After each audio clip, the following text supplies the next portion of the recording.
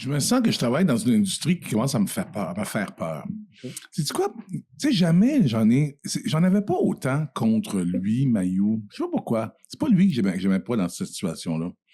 C'est que j'aimais pas soudainement où les médias étaient. Parce que, tu sais, si lui a dit ça, là, mais c'est parce qu'il savait que son boss, là, son diffuseur, il aimait ça qu'il dise ça. Parce que lui, là, on va se le dire, c'était un grand communicateur, là. Des procédés de communication, là, pour pouvoir attirer l'attention, choquer, diviser. Il était en pleine maîtrise de toute cette pensée-là. Puis, à cette époque-là, aux années 2000, c'était un peu la guerre dans laquelle on est, là, présentement, la guerre des médias, là. Ce que j'appelle, maintenant, on est dans l'économie de l'attention. Pas juste la télévision, mais tu sais, je veux dire, tout ce qui rentre là-dedans, là, tout le monde va avoir notre attention, là. Télé, radio, le petit jeu, les médias sociaux. Les applications. C'est ça. Ben, au début des années 2000, c'était le début de ça. L'économie de l'attention. Fait que quand des gens comme ça vont aller trop loin pour choquer, ben c'est parce qu'il y a une industrie qui veut ça derrière. Il y a un patron qui veut ça derrière. Puis lui, il donne du cash pour faire ça. Fait que, à ce moment-là, c'est ça qui me troublait plus. Surtout que mon patron, tu m'avais dit, ben non, tu es capable pour rien, c'est bon, tu sais, ça fait jaser. Là, j'ai fait, c'est là qu'on s'en va. Puis quand tu regardes ça maintenant, en 2025, ben, les dérapages à travers les médias de façon générale, à tous les jours, il y en a. Ben, c'est ça, la business. Yeah. 30. From the dirt. No, really, from the dirt. I'm backed up in the Crown Plaza, brown flagging, outlasting. Most these rap niggas flashing. How you active with no action? Try to limit your distractions. Different cloth for different fabrics. One-on-one, nothing can match it. Always show up, never absent. I'm spilling blocks, it's me and acid, blue flagging. Do my people, we back. Let's go. Le complexe. One. Yes. Yes, sir. On a un invité spécial aujourd'hui. Yep. On a avec nous, merde, je sors ma liste là. Un vétéran de la TV puis de la radio québécoise et canadienne. VJ à Musique Plus. Plusieurs années à Z-Télé. Animateur de Love Story. First. On monte en longtemps. Là. J'étais jeune. T'as travaillé chez Vox. C'est quoi à la radio? C'est KMF. Animateur de l'émission via FEMU, les ondes d'espace, musique. T'es beaucoup dans la musique. Beaucoup dans la musique, ouais. Beaucoup dans la musique. Chez Radio-Canada. Documentaire aussi. On est dans le documentaire aussi. Gros bagage. On a Philippe Fémieux avec nous aujourd'hui. Merci d'être venu manger avec nous. Prestige. Hey, shout out. Yes. Vraiment content d'être ici. Merci, messieurs. Merci. T'es quelqu'un que, quand on a approché, t'avais envie de venir. Fait que ça, c'est le fun. Toujours le fun. Caleb, ça va, toi? Toujours, man. Grimy, on dirait, nous. Ouais, man, ça, on travaille beaucoup. Je dors pas beaucoup. Je mange pas beaucoup. Pas de chat. Stressé. Mais ça va. On se fait attention à toi. On est là. Je pense que l'hiver, c'est toujours un petit peu tough. C'est sûr. Fait qu'on a eu de la bonne bouffe pour nous réconforter, pour partir une bonne discussion. Typique déjeuner haïtien. Shout out, la signature 1804. Elle nous a littéralement fait un menu déjeuner haïtien. Beaucoup d'entre vous. Certains plats plus piqués que d'autres. Bien sûr, très goûteux, très spicy. Ça, c'est un dîner en général pour beaucoup de personnes. Peut-être du spag. On a du spag avec des saucisses, des légumes et de l'hareng. On a des œufs faits à l'haïtienne, des œufs brouillés avec plein d'épices, avec des légumes. On a du foie, un petit ragoût de foie. On a des patates. Bien mariné. Des bananes, patates douces. Ça, c'est du yam jaune. Puis on a bien sûr... tout bon. Crêpes, fruits. Bien sûr. On a du beurre d'arachide haïtien. Le beurre d'arachide haïtien. C'est particulier, ça aussi. Super bon. Passe-moi, s'il vous plaît. Yes. Super bon. Fait que c'est toi, mange. Ouais, merci. Puis toi, Philippe, la bouffe, t'en fais-tu? Tout le temps. Moi, c'est mon love language. Là, c'est ça. C'est quoi ton go-to plate? Moi, c'est les fruits de mer. Chaudrée de fruits de mer. Ça, je masse tout ça, là, vraiment beaucoup. On a eu ça pour notre dernier invité. Ouais. Caleb, lui, il peut pas... Moi, je mange pas de fruits de mer, mais... mais... toi? Je mange pas de fruits de mer, mais j'en doute pas que c'est bon. Je sais pas qu'est-ce qu'il mange. Mais toi, t'es un gars de fruits de mer, toi. Ouais, moi, je mange tout. Ah, c'est ça. Je sais pas de début. Crevettes, Everything. abeilles. Everything. Abeilles? Il mange des abeilles, lui aussi. Du taureau. Pour vrai, si tu me sers des abeilles, Ben, moi aussi. I'm gonna try it out. Ben, moi aussi. I'm gonna try it out. Tant que c'est pas vivant. Moi, les trucs vivants, c'est là que. Au pire, tu mets du pickles dessus. Ça va. Ouais, exactement. Un petit citron, un petit épice. Sur l'abeille. Ouais, c'est ça. Fait que Philippe, il cook. Tu peux Ouais. recevoir une J'ai femme à la cooké. maison. Ah ouais, moi, je cook beaucoup, là. Comme je te dis, vraiment, c'est ma façon de m'exprimer, d'exprimer mon amour. Puis, moi, j'ai été dans la marine même de 17 à 20 ans, OK. dans la marine canadienne. Puis, j'étais cook, j'étais chef. OK. Fait que j'ai appris, j'ai eu des cours, j'ai eu des formations sur les bases militaires, j'ai cuisiné sur des bateaux. Fait que j'ai les techniques. Puis, je me sens... C'est quoi? C'est vraiment bizarre parce que c'est le seul endroit où j'ai aucun complexe quand je Dans la cuisine? Vraiment. Je me sens là 100% à l'aise. Puis j'ai même pas besoin de penser. Tout se fait de façon comme instinctive quand je suis dans la cuisine. Des fois même, là, quand ça va pas bien, je sais pas, j'ai une mauvaise nouvelle ou quelque chose comme ça, tu sais, ça m'est déjà arrivé, là, on dirait que je suis comme tombé dans un nuage, là, dans ma bulle, là. Puis je me suis retrouvé à l'épicerie. Puis là, je fais mes emplettes. Puis là, après ça, je cuisine. Puis je fais mon meal prep. Puis là, c'est comme, il s'est passé comme 3, 4, 5 heures dans lesquelles je suis parti comme en voyage. J'ai pensé à rien d'autre. Ça se fait de façon machinale pour moi. C'est comme ça que je vais me réconforter, que je me rééquilibre. Ouais. C'est comme un peu le basket pour nous. C'est ta place, ton échappatoire. Moi, j'ai pas ces skills-là dans la cuisine. Moi, ça me prend beaucoup de temps parce que j'ai pas de technique de coupe. Toi, tu es dans la cuisine. Moi, ça me prend couper l'oignon. OK, là, j'ai coupé l'oignon. OK, là, on va couper. Tout est un à la fois. Fait que moi, ça me prend genre 4 heures cuisiner. Est-ce que tu coupes comme une des filles Kardashian, là? Ah, Tu as vu quand t'as... ouais. Le concombre, là, Le t'as vu? concombre, oui, exact. Je me récoltais. Non, je suis pas si pire. Non, Même je ma sens blonde, elle rit de moi quand que je cook. Toi, tu peux pas faire deux choses en même temps. C'est tout une fois là, puis tout est préparé, puis après ça, je commence. Quand je regarde les gens de MasterChef, là, je suis comme, moi, j'aurais pas pu. Toi, tu pourrais faire MasterChef? Ça veut dire, toi, tu pourrais aller là, puis on a besoin de voir un MasterChef célébrité, là. Ouais. Tu commences à aller... Ah ouais, c'est sûr. I like that. Ouais. J'aurais mettre coquille, là. Je pourrais même faire, tu sais, des fois, il y a comme des throwdowns, des compétitions, là.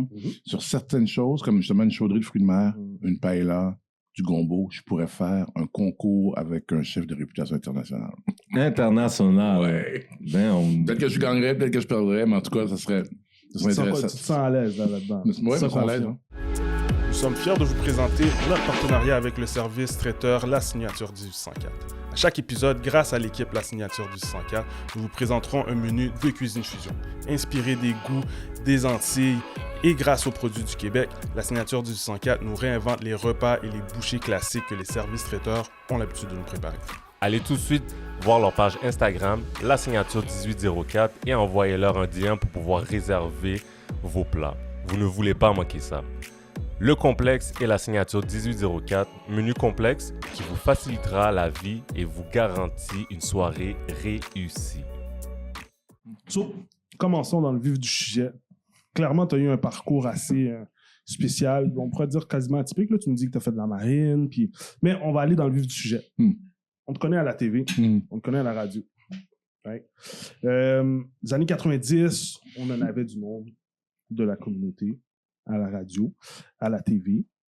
En 2025, on est rendu maintenant avec Natif TV, qui s'est battu, qui a eu des grands qui étaient comme non, nous on veut pas de ce genre de poste-là, mais finalement ils ont fait leur place.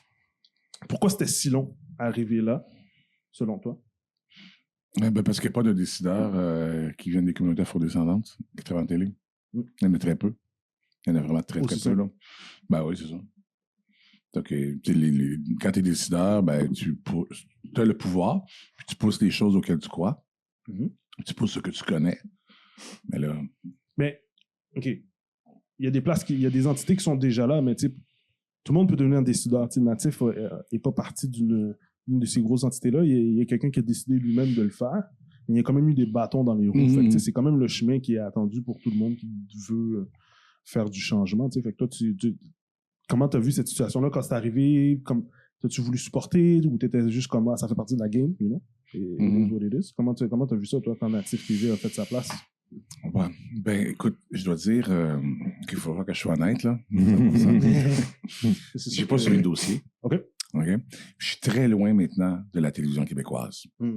Ça en dit beaucoup, ça, quelqu'un qui était dans la télé. Comme je te dirais, moi, j'ai de la misère à répondre à ta question. Je sais pas que je veux l'éviter, là, mais juste pour que tu comprennes.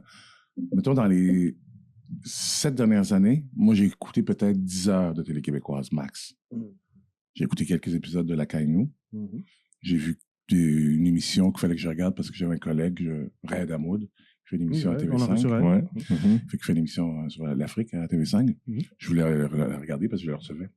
Je peux faire mes devoirs. Puis ma collègue Sarah May, elle a aussi une émission à TV5. Puis bon, c'est ma collègue, je regarde quelques épisodes. Mais moi, je regarde les téléjournals. Ça parle de mon âge. Hein? C'est comme vieille école. Je regarde le téléjournal 18h, 22h, presque à tous les jours. Mais le reste de la télé québécoise, depuis, je te dirais, 2018, là, je sais pas. J'ai regardé, j'ai suivi. Là, tu me parles de Natif, c'est arrivé quand, ça? Natif TV, c'est quoi? C'était l'année passée? Ils ont officiellement été dans le câble. L'année dernière. Mais je l'ai pas, tu sais, j'ai pas de câble, j'ai pas de... Non, j'ai pas de... Mais regarde, ça change. C'est sûr, ça change. Mais t'as parlé de La Caille-Nou. Parle-nous de La Caille-Nou. Comment t'as trouvé ça? Ta première émission avec une production principale de gens de couleur. Ben, ce que j'ai aimé, moi, en tout cas, l'émotion que ça a provoqué, pour moi, c'était comme un rêve, là, sérieusement. Là. Okay. Je regardais ça parce que, tu sais, moi, je rêvais d'être ça, finalement, depuis toujours, là, tu sais. Ça fait comme, je sais pas, peut-être 50 ans, je rêvais d'être ça, moi. J'ai 55 ans, là. Je pense que j'avais 5 ans la première fois que j'ai réalisé que, il y a juste des blancs en TV. Okay. Mais à l'époque, c'était en noir et blanc, fait que c'était plus... Donc, j'ai rêvé à ça pendant longtemps. Là, c'est arrivé. J'étais comme emballé. Là. Je me suis dit, OK, là, c'est un nouveau monde. On rentre dans un nouveau monde. Fait que j'ai accueilli ça de façon très, très, très excitée. Tu connais Fred? T'as-tu travaillé avec Fred? T'es-tu quelqu'un que tu connais? J'ai pas travaillé avec, mais j'étais content pour lui. Puis Angelo qui a travaillé sur la scène aussi. Angelo, c'est un bon ami. C'est un ami depuis longtemps. Là. On a fait musique plus ensemble. Ça fait plus de 30 ans qu'on est amis. J'étais content pour eux autres aussi. J'étais content pour les artisans. J'étais content aussi pour les Haïtiens qui se voyaient enfin, tu sais. Ça, j'étais content pour ça, là, tu sais. J'étais content pour les Haïtiens. Je m'imaginais les Haïtiens qui écoutaient ça, là. Fait que j'étais content pour tout ça. Puis j'étais content de voir aussi que la télé blanche apprend à travailler avec une communauté qui est importante pour le Québec. Fait que c'est comme ça que je me suis senti. Lui, il a quand même parti ça par lui-même, mais je pense que c'était sur la tutelle de Alex Morissette, si je me trompe pas.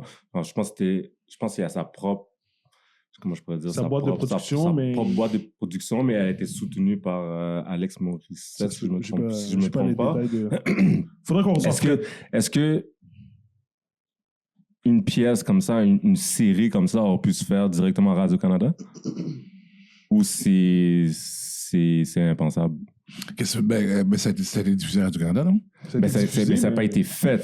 Ah, une production externe, tu veux dire? Ouais. Ben là, maintenant, je pense que toutes les productions en dramatique sont faites à l'extérieur, sont faites par des producteurs privés, là. Fait que...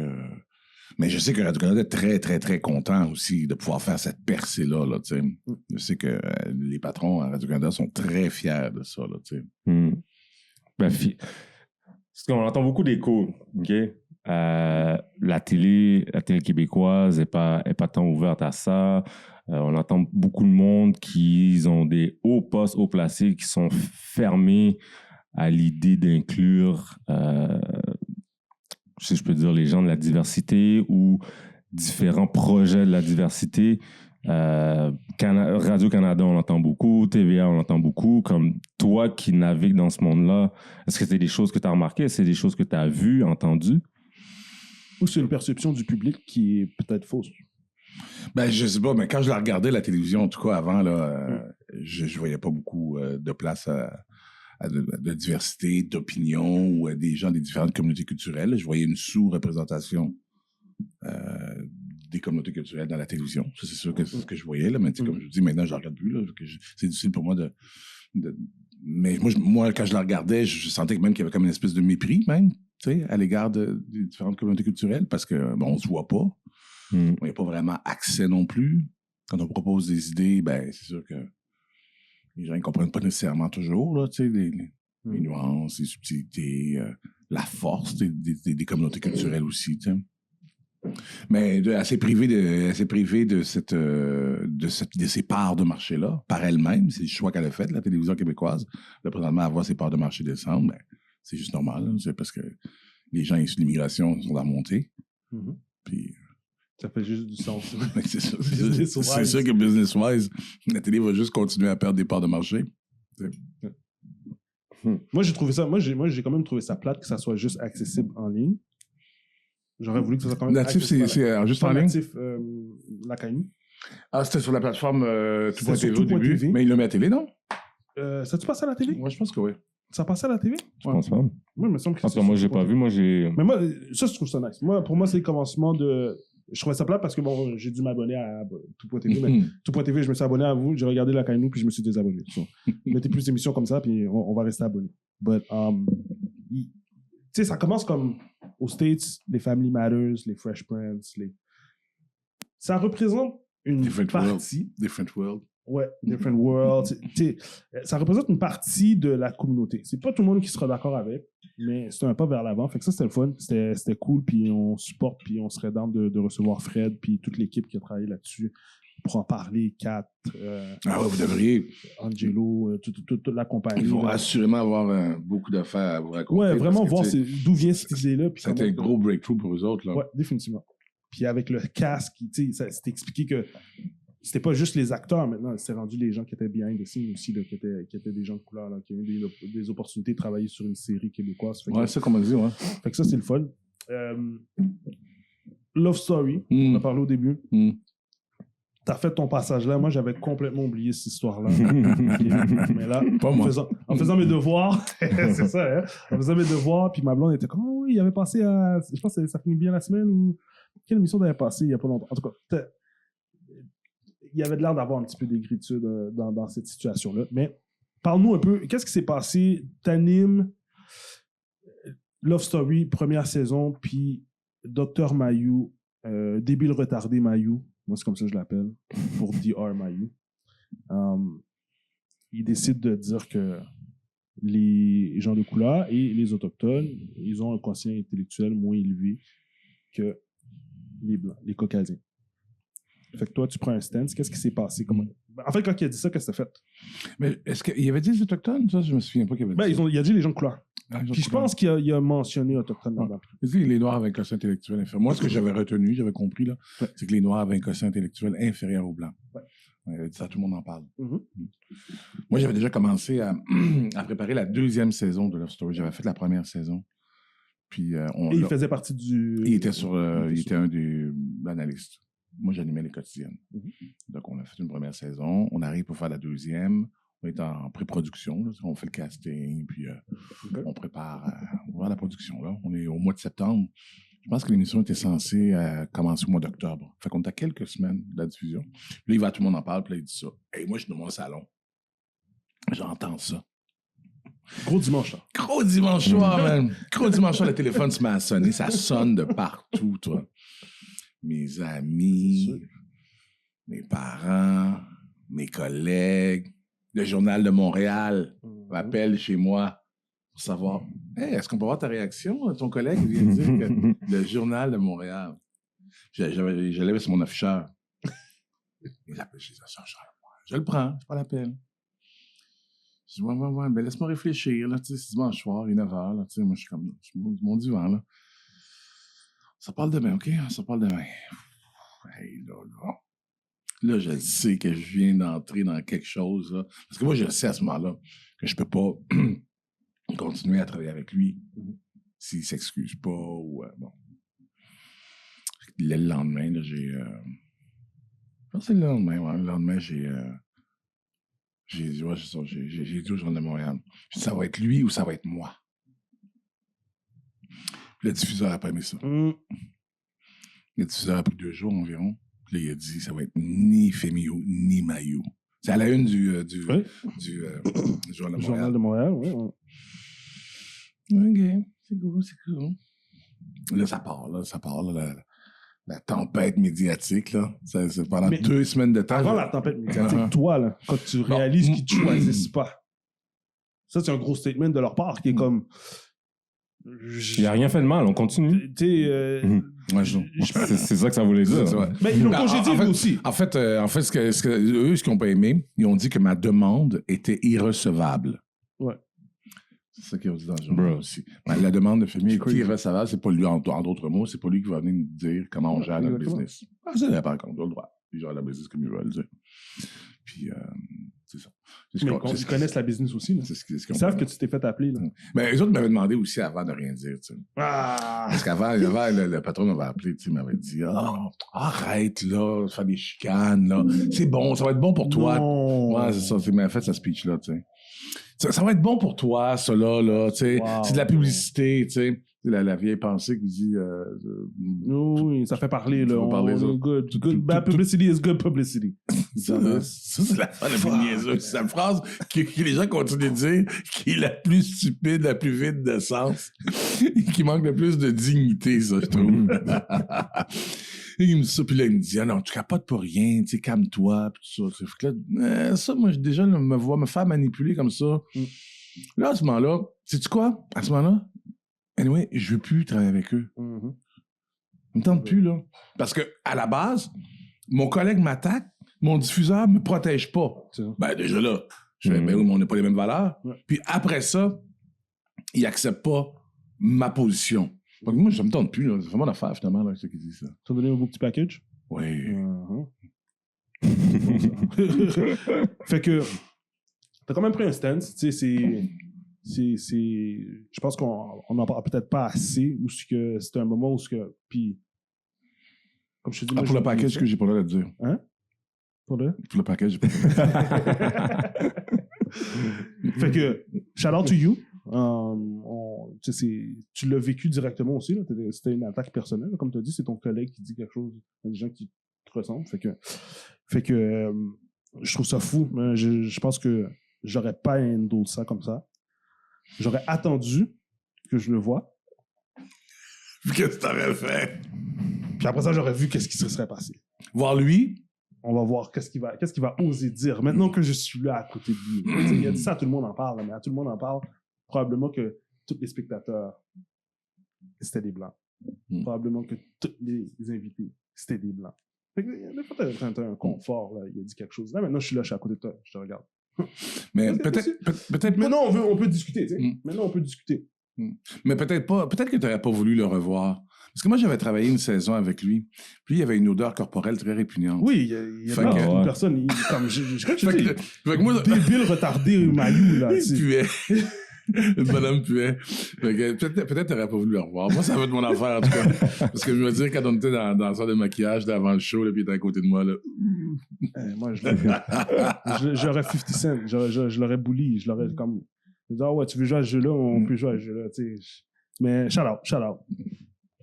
Mais moi, ce que j'ai appris là-dedans, je savais pas. Moi, c'est au début de la trentaine. Moi, je suis plus de tempérament. Moi, je suis. J'aime plaire. Je suis dans la séduction un petit peu. Je suis un crowd pleaser. Puis, j'en ai fait un métier. Fait que. Des fois, j'ai eu de la difficulté à parler de mes besoins. Puis de véhiculer mes émotions, prendre ma place, tout ça, j'ai eu de la difficulté. Mais c'est sûr que aussi, étant une personne afrodescendante, a grandi dans les années 70, 80 au Québec, c'est sûr qu'il fallait que je prenne ma place, là, la place qu'on me donnait. Là, fait que le code switch, là, moi, je l'ai appris. Là, moi, j'ai grandi dans un village où j'étais du seul noir. Là, à Sainte-Mauricie. Fait que j'ai appris à prendre ma place.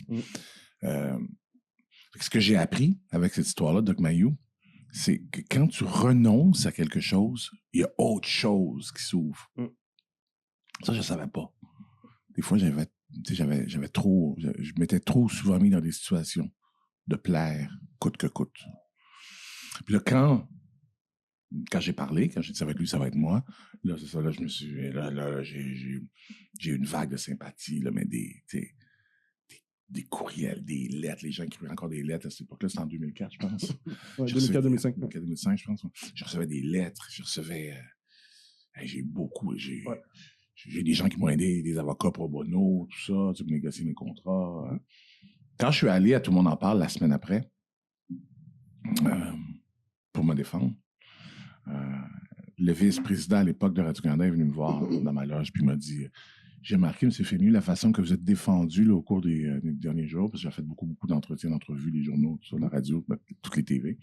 Il dit « Jamais vous avez été revanchard. Je l'ai trouvé élégant dans votre prise de parole. Si un jour vous voulez travailler à Radio-Canada, ben, la porte est ouverte pour vous. » Tu as commencé comme ça, un peu? Ouais, c'est comme ça que j'ai pris une petite pause quand même. Ma fille, elle avait 2 ans à ce moment-là. Donc, j'ai pris une petite pause pour tuer avec ma fille à la maison pendant plusieurs mois. Puis après ça, quand je suis revenu à Radio-Canada. Puis c'est ça que j'ai appris. Puis ça, maintenant, je l'applique souvent. Là, pour moi, ça a été donc renoncer. Donc, ça dit aussi qui tu es. Ça fortifie ton système de valeurs. Tu définis qui tu es et qui tu n'es pas. Puis ça aide les gens autour de toi aussi à se positionner, à savoir t'es qui. Ouais. Ça précise la personne que t'es. Puis dans les médias, c'est important aussi d'avoir une personnalité qui est claire, autant pour les employeurs que pour les auditeurs et les téléspectateurs. Savoir t'es qui. T'sais. Ton USP, là, ton Unique Sales Proposition, là, c'est très, très important dans les médias. Fait que ça a précisé qui j'étais. Avant, j'étais juste un animateur random un peu, tu sais. J'ai fait de musique plus, j'ai fait des affaires, tu sais. J'ai fait de la techno, tout ça, tu sais. Mais je pense que les gens ne savaient pas exactement qui j'étais, tu sais. Fait qu'il dit quelque chose comme ça, c'est quasiment comme dire le mot en haine. C'est quelque chose, tu sais. Ouais. C'est dans le sens que c'est une insulte envers des personnes basée sur ce qu'ils ressentent. Tu sais, fait quand c'est des débats maintenant qu'on a peut-être un petit peu plus où il y a du monde en direct qui se donne un cœur-joie là, de dire ce mot-là dans une situation où ils veulent pas rabaisser. C'est un mot, tu sais, qui veut... T'entends ça à la radio, t'entends ça à la TV. Tu travailles à la radio, t'as fait de la TV. Quand t'entends ça, comment tu te sens? Je me sens que je travaille dans une industrie qui commence à me faire peur. Sais-tu quoi? Tu sais, jamais j'en avais pas autant contre lui, Mailloux. Je sais pas pourquoi. C'est pas lui que j'aimais pas dans cette situation-là. C'est que j'aimais pas soudainement où les médias étaient. Parce que, tu sais, si lui a dit ça, là, mais c'est parce qu'il savait que son boss, là, son diffuseur, il aimait ça qu'il dise ça. Parce que lui, là, on va se le dire, c'était un grand communicateur, là. Des procédés de communication, là, pour pouvoir attirer l'attention, choquer, diviser. Il était en pleine maîtrise de toute cette pensée-là. Puis, à cette époque-là, aux années 2000, c'était un peu la guerre dans laquelle on est, là, présentement, la guerre des médias, là. Ce que j'appelle, maintenant, on est dans l'économie de l'attention. Pas juste la télévision, mais je veux dire, tout ce qui rentre là-dedans, là, tout le monde va avoir notre attention, là. Télé, radio, le petit jeu, les médias sociaux. Les applications. C'est ça. Au début des années 2000, c'était le début de ça, l'économie de l'attention. Fait que quand des gens comme ça vont aller trop loin pour choquer, c'est parce qu'il y a une industrie qui veut ça derrière. Il y a un patron qui veut ça derrière. Puis lui, il donne du cash pour faire ça. Fait que, à ce moment-là, c'est ça qui me troublait plus. Surtout que mon patron, tu m'avais dit, non, tu es capable pour rien, c'est bon, tu sais, ça fait jaser. Là, j'ai fait, c'est là qu'on s'en va. Puis quand tu regardes ça maintenant en 2025, les dérapages à travers les médias de façon générale, à tous les jours, il y en a. C'est ça la business maintenant. T'arrives-tu dans un set, toi, puis t'es comme, you motherfuckers better watch your mouth. Moi, je serais super sur la défensive après, comment je vois le marché de même, je vois la business de même. Je suis comme, OK, tu sais, maintenant, je dois arriver et commencer à donner des avertissements. À dire, il n'y a pas d'animosité, mais si tu dis ça, ça va pas bien aller, tu sais. Je te laisse savoir tout de suite, comme ça. Mais c'est stupide parce que on continue à se cacher derrière, on continue à l'utiliser comme un sujet de conversation, juste pour, comme tu as dit, clic, attirer l'attention. Est-ce qu'il y a vraiment une amélioration qu'on veut faire derrière ça? Moi, je pense pas. Mais... Si présentement, on s'est amélioré? Ouais. Non, on n'est pas. On l'entend encore. Là, it's gonna get worse before it gets better. Ça va brasser encore plus, là. On n'est pas... Tu sais, je veux dire, à la limite, là, pour faire du ménage sur ma théorie que tout le monde ne partage pas, là, mais, tu sais, présentement, là, sous le règne Trump, c'est les médias, en général, qui ont fait la bête Trump, là. C'est ça, là. On peut même, faut remonter même à quand tu faisais son show, You're Fired, là, tu sais. Ça a été vraiment... C'est là que sa popularité a fleuri. Fait que c'était une émission qui était quoi? Sur le rejet, sur l'exclusion, sur la méchanceté. Puis lui a défini son image autour de ça, son USP, dont je parlais tantôt, son Unique Sales Proposition, you're fired, OK? Fait que c'est comme ça qu'il est devenu populaire, puis c'est comme ça qu'il a pu aller chercher la moitié des votes aux États-Unis. Sur la haine, les agressions. Parce que le quatrième pouvoir, les médias, ben, ils régalent de ça ces temps-ci. Fait comment on se défend de ça? Ben, on va continuer à avoir mal, se faire mal, les humains, pendant encore des années. Puis à un moment donné, quand on va avoir assez mal, ben, on va changer. C'est ça qui va arriver. Là, on est en plein dans la roue. On est en plein dans la roue. Ouais, on est dans la grosse tempête, selon moi. On est dans la grosse tempête. Mais moi, j'ai espoir aux humains, là, tu sais. Quand je te dis ça, là, c'est plein d'espoir, là. Ouais. C'est qu'on va pas s'exterminer, là, comme race humaine, là. Mais on va se faire mal encore. Puis, ben, mon espoir réside, des fois, je rigole avec ma fille, puis ses amis, ma fille est en début vingtaine, est en communication, je rigole avec, des fois, il y a des stagiaires qui viennent au bureau aussi. Je leur dis, ouais, je sais, là, vous rentrez ici, là, c'est comme, ça va mal dans les médias, ça va mal sur la planète, mais vous allez tout nous sauver ça. Vous allez mettre toute la pression. It's on you now. Vous allez venir nous régler ça, vous autres. Mais c'est un peu ça quand même, hein. Oui, c'est ça. Parce que c'est eux qui vont faire ces choix-là, tu sais, justement, là, présentement, tu sais, je pense qu'on redéfinit un petit peu ces temps-ci, en début 2025, le rapport qu'on entretient avec les médias sociaux. On est obligé, là, tu sais. Ouais. On n'était pas éduqués par rapport à ça. On n'avait pas de littératie numérique. On est arrivé là-dedans. Des fois, on est fâché, par exemple, on a le goût de régler nos affaires, ces médias sociaux. Tu le fais une fois ou deux, tu te rends compte que ça ne marche pas. Tu sais, il y a des gens qui s'exposent à des poursuites légales. Il y a des gens qui ont développé, eux autres, leur USP, toujours dans le beef. Je vais pas nommer de nom. Toujours à faire attaquer des gens. Je vais pas nommer de nom. mais peut-être qu'il y a peut-être qu'il a déjà été invité ici. Puis c'est ça, mais c'est fou, par exemple, qu'on a développé ça maintenant, là, cette affaire-là de se rendre justice à travers les médias sociaux. On fait ça. Puis ceux qui ont accès à la télé, puis la radio d'opinion, ben, ils le font aussi comme ça. Puis là, ben, à un moment donné, on va juste comme décider, OK, on arrête-tu là, de se faire mal? Non. Moi, je prédis ça, je prédis ça là, dans les 5 prochaines années. Oui, hein? Ouais. Qui va avoir le switch. Oui. 5. Ouais, mais qui va pas venir, ben, ni des gouvernements, ni des techs, mais de nous, les individus. Okay. On va s'auto-réguler. Moi, j'avais un peu plus loin. Peut-être c'est peut-être 10, c'est peut-être raison. C'est peut-être 10. Moi, je viserais plus dans le 10-15. Ouais. Je trouve qu'on est plein dans la roue, puis que ça va prendre un petit temps encore. Ouais, ça va prendre un petit temps, c'est sûr. Parce que ça fait... Faire du mal, là, c'est plate à dire comme ça, mais faire du mal, ça génère tellement que ça fait rouler la machine pour les gens qui vont en profiter. Comme tu dis, les gros patrons de tous ces médias-là. Fait qu'à un moment donné, avant que nous, êtres humains, on puisse se reconnaître là-dedans, puis dire, oh, on est en train de déraper, des fois, ça en prend trop longtemps. Puis je pense que moi, c'est un 10-15 ans avant que nous, on se remarque. Surtout, comment la technologie évolue. AI s'en vient bientôt. S'en vient bientôt. Elle est déjà là, mais elle devient de plus en plus... Elle prend des plus grandes proportions à chaque année. Ouais. Là, maintenant, on est rendu à chaque année, à chaque mois. À chaque mois. Là, on est rendu avec des robots qui vont rentrer chez nous dans pas long. C'est peut-être AI qui va nous faire réaliser aussi ce qu'on veut. Puis, je sais pas si vous avez vu. Je sais pas si vous avez vu, mais il y a un robot en Chine qui a voulu se battre avec un crowd, genre. Puis là, c'est rendu viral. C'est un humain, mais c'est un robot. On dirait qu'il est en train de... Qu'est-ce que tu te bats comme... Crowd. Puis là, comme c'est les policiers qui sont venus prendre le robot pour comme ouais. Puis là, on ramenait... On dirait que c'est une personne, on dirait qu'il disait genre... C'est correct, bro. C'est correct. Puis ils l'ont ramené en arrière. J'étais comme... Ça, c'est les films, là. Ça, c'est iRobot. Ça, c'est... la Matrix, toutes ces affaires-là où on est comme, oh shit, ok, c'est la machine qui va. Ben, t'as raison, je pense que c'est un bon point de vue. C'est peut-être la machine qui va nous faire réaliser que. Peut-être, ouais. On est un peu débile dans la tête. Ouais. Mais... Puis qu'on est bien, les humains, entre nous, quand on est juste gentil et bon. Que c'est assez. Que ça, c'est peut-être juste assez. Ouais. C'est ça qui fait qu'on est bien ensemble. Juste chill, tranquille. Ouais. Parce que c'est vrai que C'est vrai que c'est ça. On le sait deep down, là.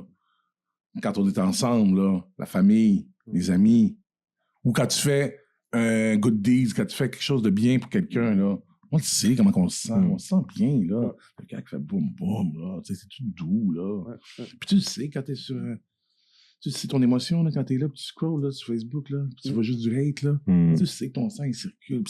T'es comme ouf. T'es chaud, man. T'as chaud, t'as le venin qui coule partout, là, tu sais. C'est fou. C'est fou. Moi, je pense que les réseaux sociaux, là, c'est ma petite bête, là, où je me bats, puis j'essaie de pas percevoir des gens qui l'utilisent comme négatif. Mais moi, j'ai grandi dans un environnement où mon oncle était tout le temps comme, Internet, là, tu sais pas c'est qui, tu sais pas c'est quoi. Fais attention, là. Fait que moi, je fais tout le temps attention. Mais c'est rendu comme inévitable. Fait qu'on vit de ça. Puis, tu sais, dans la communauté, là, il y a tellement de... Je trouve ça quand même... je pense que ça fait partie du processus, mais quand on a des levées, tu sais, on a plein d'humoristes, là. Renzel a parti son truc, puis là, il y a comme du bif interne. Mais je pense que ça fait partie du processus. C'est normal, puis c'est correct. Mais à la fin de la journée, comme tu as dit, c'est bien mieux d'être gentil puis de rester ensemble que de continuer à être fâché, genre. Comme ça. Tu es vraiment bien fâché? I don't know. Mais oui, il reste un petit moment avec le commerce de la haine. Ouais. T'es dans la radio beaucoup. Puis on le voit aussi en ce moment, avec cette vague d'immigration-là. On veut arrêter l'immigration. On est allé trop vite. Le Québec, le Canada s'est engouffré d'immigrants. Puis là, maintenant, on se dit, OK, regarde, ça a été trop. On dit que les immigrants, ça n'adhère pas à la culture, ça travaille pas, ça parle pas français. Dans le fond, ça fait rien de bon, dans le fond. Ça fait rien de bon, ça a été ça. Le ministre de la Culture, là. Le ministre, pardon, de l'immigration. Ouais, exact. Fait que, tu sais, quand tu regardes ça, tu te dis, ben, tu sais, dans le fond, si un immigrant, ça vient ici, ça fait juste profiter, puis ça fait rien d'autre. Mais autre que ça, je pense que l'immigrant vient ici. Moi, je pense sincèrement que oui, elle veut s'adhérer à la culture québécoise, parler français. Puis ça amène aussi un certain flavor, je pense, en plus à la culture québécoise. Toi, dans la radio, beaucoup dans la musique. Ouais. On le voit ici au Québec, la musique est en train de d'éclore sur toutes sortes de genres. Il y a des nouveaux genres qui se créent. Oui. Ça évolue, ça change, ça sort de partout, des quatre coins du monde. C'est tellement beau, ça. Comment tu vois, toi, cette connotation-là, immigrante, qui veut pas adhérer, la musique qui sort, qui est en plein éclat, puis comment tu jongles avec ces deux mondes-là? Mais moi, je suis vraiment, vraiment content des choix que j'ai fait d'être en musique. Ça fait 35 ans maintenant que je suis en musique, en culture musicale, là, tu sais. Et puis, là, à Radio-Canada, ça fait comme plus de 15 ans que j'ai la même émission.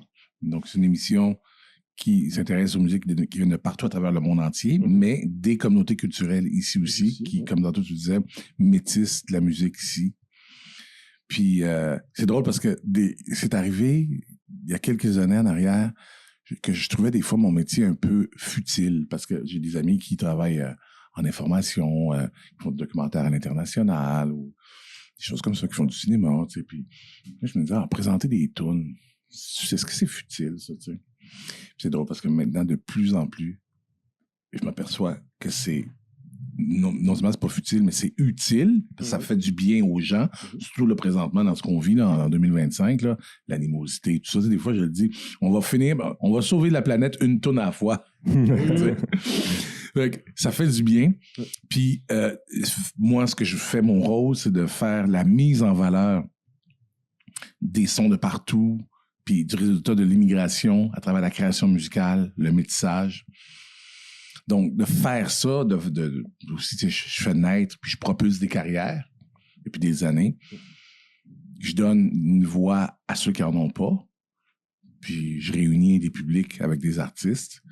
Fait que ça, là, je m'aperçois ces temps-ci là, que c'est tellement utile, parce que c'est le contrepoids, justement, à cette espèce de manipulation-là que certaines personnes peuvent avoir là, pour diviser là, au Québec là, en disant, bon, en voulant mettre, disons, en voulant... C'est quoi le bon mot que je vais trouver? Parce que c'est important de dire les bons mots ces temps-ci. Hein?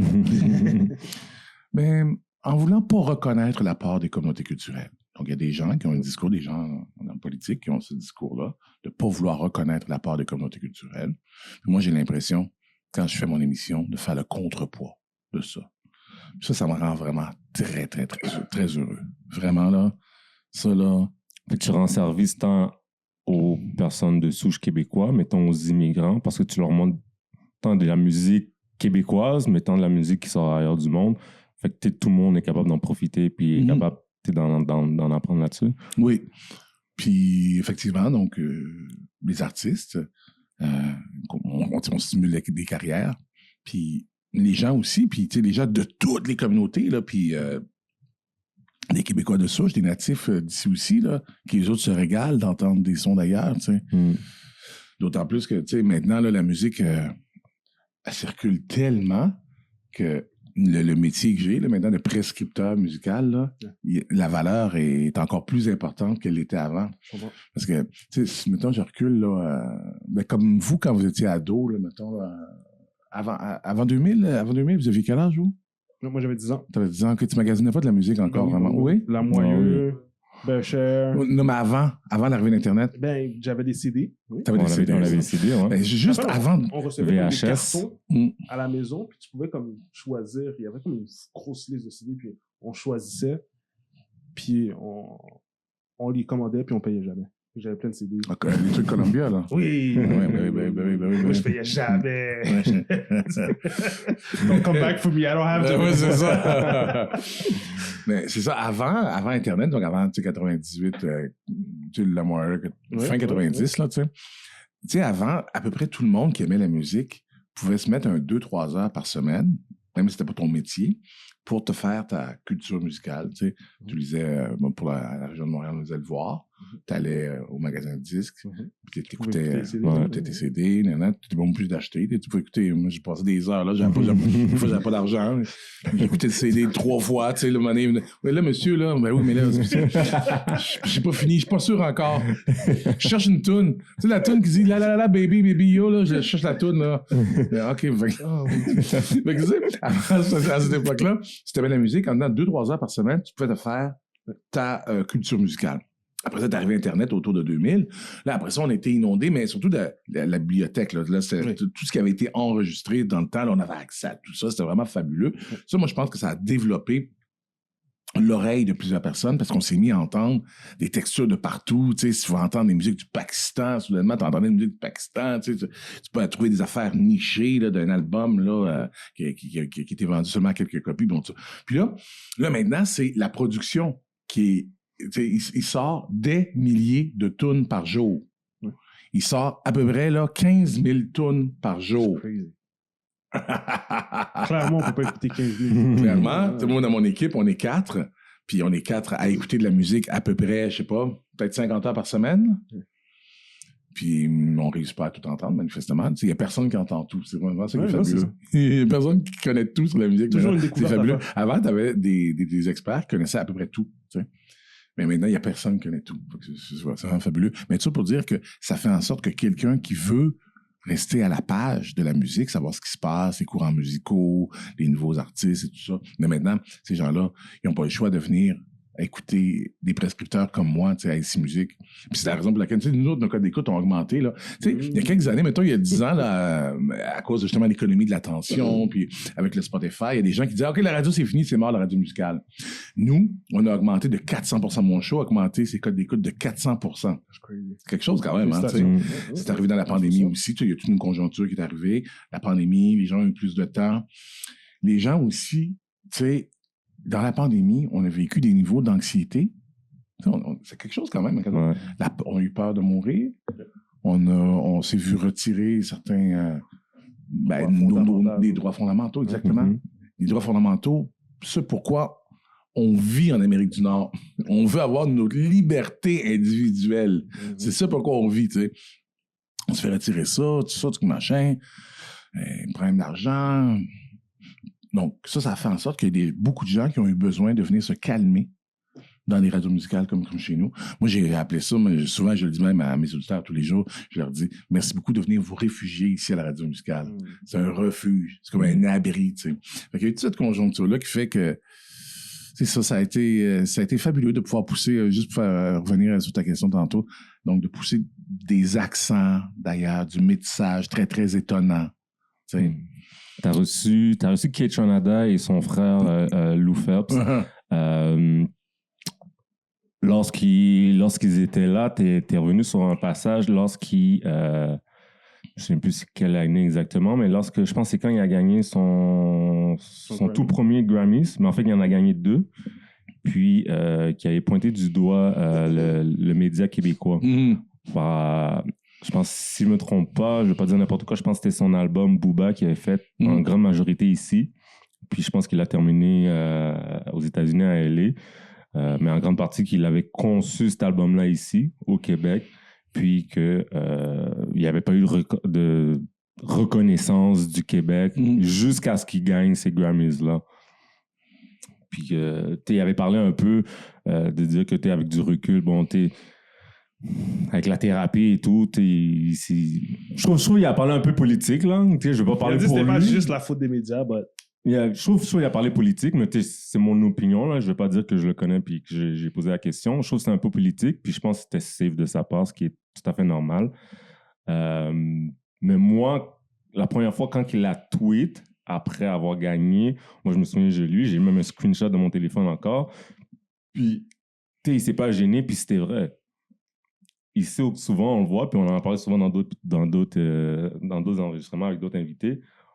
La reconnaissance ici au Québec vient seulement quand tu perces ailleurs, alors que ça ne se fait pas à l'inverse. Donc, avoir des shows comme que tu le fais, toi, des shows, toi, à la radio, oui, c'est bon, mais je pense que le bigger picture, c'est de reconnaître les talents des gens d'ici. Peu importe qu'ils soient blancs, jaunes, verts, il est né ici, ou il a sa citoyenneté ici, peu importe. Si moi, je suis immigrant, puis je deviens Québécois, je deviens Canadien, puis je perce ici, ben, je veux dire, tout le monde en profite. Fait qu'il y a encore ce blocage-là qui j'ai l'impression qu'il se fait. Puis je trouve qu'il essaie de parler un peu comme un politicien pour pas trop faire parler. Mais juste ce segment-là, toi, comment tu l'as senti quand il t'en a parlé? Parce que il patinait un peu. Il patinait un peu, là, T'avais l'air de chercher ses mots. Toi, t'avais l'air de trouver ça vraiment drôle. Vas-y, là, t'es dans les médias. Dis qu'est-ce que tu penses. Oui, moi, j'étais content parce qu'en fait, c'était le but principal de cette heure-là que je voulais faire avec lui.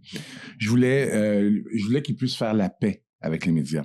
Parce que moi, ce que je voyais là-dedans, dans cette situation-là, c'est que les médias, certains médias, et les deux étaient responsables. Il y avait une incompréhension. C'est-à-dire que... Parce que moi, je sais qu'on l'a invité souvent, puis qu'il... a dit non. Il dit non. Puis je connais des gens, là, des recherchistes, des animateurs, tout ça, qui l'ont invité, tu sais. Puis il disait non. Puis, mais tu sais, en même temps, il a le droit, tu sais. Puis, mais je voyais que ça amenait comme une petite animosité. Puis moi, c'est ça qui est arrivé d'ailleurs. Quand je suis allé à Dynastie l'an dernier, je m'étais dit... Parce que, évidemment, quand je vais à des événements comme ça, moi, oui, c'est plaisant, mais c'est du boulot. Là. Fait que moi, j'ai toujours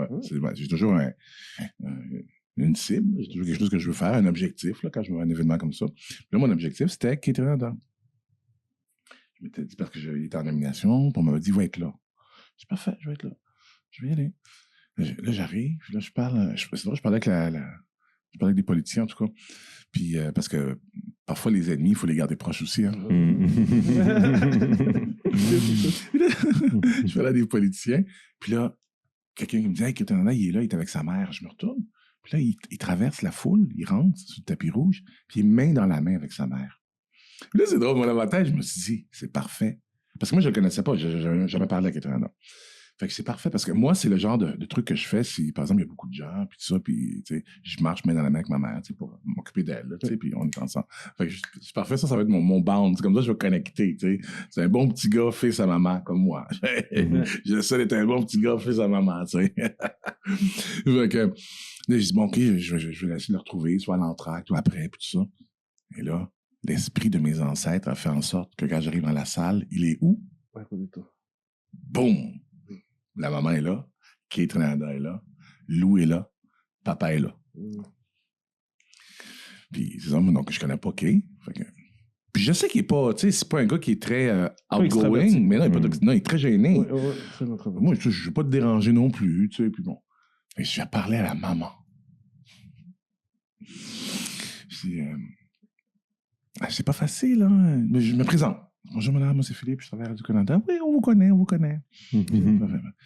C'est pas facile, hein. Parfois, on dirait la relation avec votre fils et les médias. Ah, non, c'est pas facile. Et moi, j'aime pas la chicane. Je dis, mais moi, là, j'ai peut-être quelque chose à vous proposer. Peut-être qu'on pourrait faire une trêve. Peut-être je pourrais arranger ça pour vous, moi. Moi, je pense que je pourrais arranger ça pour vous. Si vous me permettez de parler à votre fils tantôt. Elle dit, parfait, le spectacle commence. Puis là, on m'a donné dans un entraque ou une pause, je sais pas trop quoi. Elle me l'a présenté. Fait que je lui ai dit, comment je fais pour t'inviter à mon émission? Ben, il dit, tu m'appelles. Puis j'ai dit, ben, comment? Fait que je donne mon téléphone. Puis il est rentré son numéro dans mon téléphone. Je l'ai appelé. Puis après ça, j'ai pensé que je vais avoir les deux aussi, les deux garçons. Pour la famille. Puis c'est là que je me suis rendu à cette question-là. Donc, qu'est-ce qui se passait? J'avais vu qu'il y avait comme une incompréhension. Tu sais, des fois, c'est ça, là, quand on se parle pas. Donc, il n'a pas parlé aux médias, on se parle pas, puis les deux clans, c'est ça, leur perception, restent campés dans leur position. Puis ça, j'ai voulu donner la possibilité de pouvoir s'exprimer. Puis c'est ça, il a dit finalement qu'il y avait une mauvaise perception de comment les médias le traitaient. Tu sais, puis maintenant, on a tourné la page. Moi, j'étais content. C'est tout ce que je voulais faire avec cette émission-là, finalement. Je trouve ça plate. Parce que pour moi, présentement, j'allais dire, c'est notre plus grande fierté musicale. Ben, je pense que c'est notre top 5 assurément au Canada. Là, assurément. Là, facilement. Top 3 peut-être, je sais pas. En tout cas, c'est une des grandes fiertés musicales. Puis je trouvais ça plate qu'il y ait une situation d'animosité entre les médias et notre fierté. Mais ça arrive souvent, ça, hein, dans l'histoire. Quand les gens ils passent à l'international, on dirait que, je sais pas c'est quoi, j'ai de la misère à l'expliquer, mais on dirait qu'on devient maladroit. Puis je sais pas quoi. Je pense que c'est arrivé tout le temps, tu sais, même sur on croit pas à nos talents d'ici. Je trouve surtout quand ils sont migrants ou d'une certaine couleur, jusqu'à temps qu'ils percent. Tu mets le même Kitchenada, OK? Pareil, avec tout ce qu'il a accompli, tous les prix qu'il a gagnés, tu le mets en Ontario, là, c'est x10, là, encore plus, là. Pourquoi? Moi, regarde, je vais faire l'avocat du diable. On met beaucoup ça sous le dos des médias, mais moi, je pense que Kay a probablement réalisé, c'est pas juste les médias, c'est le monde à Montréal qui m'ont pas soutenu. C'est pas juste les médias, c'est le monde. C'est toi, moi, c'est toutes les personnes qui le connaissaient ou qui l'ont vu ou qui étaient comme yo, j'ai pas le love du monde. Parce que oui, les médias ils vont donner du love, mais on va se dire la vérité, là. Qui là, il habite à Laval, il se promène à Montréal, puis tout. S'il recevait du love partout où il allait, du monde, je pense qu'il l'aurait peut-être perçu d'une manière différente. Mais je pense que même nous, on était comme... On attendait de voir c'était qui. Moi, je vais te dire la vérité. Moi, j'ai travaillé au American Apparel, fait qu'il était dans du monde que je connaissais. Ça fait super longtemps, avant qu'il soit big comme qu'il est. Puis je le trouvais weird. Il avait pas de l'air d'un gars du hood.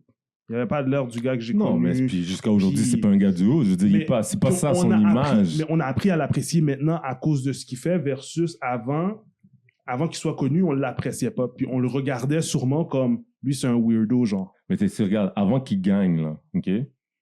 Avant qu'il gagne, il faisait des shows. Ici à Montréal, ils en faisaient. Ben, c'était toujours plein, là. C'était plein. C'était plein. Il y avait ce love-là du public, tu penses? Mais parce que c'est... Ben, regarde, check. Faut comprendre. Son style de musique, c'est un style de musique que, si tu parles du hood, tu ne retrouveras pas ce monde-là. Non, mais moi, je parle même pas de la musique. Moi, avant même la musique, sa personne, la personne qui était, comment il s'habillait, le monde avec qui il se tenait. Moi, venant de Rivière-des-Prairies, Montréal-Nord, je le regardais avec un petit side-eye, comme c'est qui ce gars-là. Ouais, mais ça, c'est des préjugés qu'il fallait pas avoir.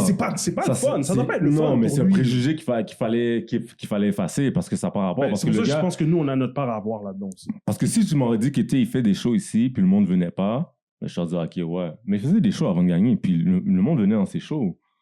Quand des shows au Moonshine, des affaires-là, comme, c'est plus private. Non, mais là le monde ne va plus à ses shows. Là, le monde se bat pour ses shows. Ben, là, le monde sont... Exact.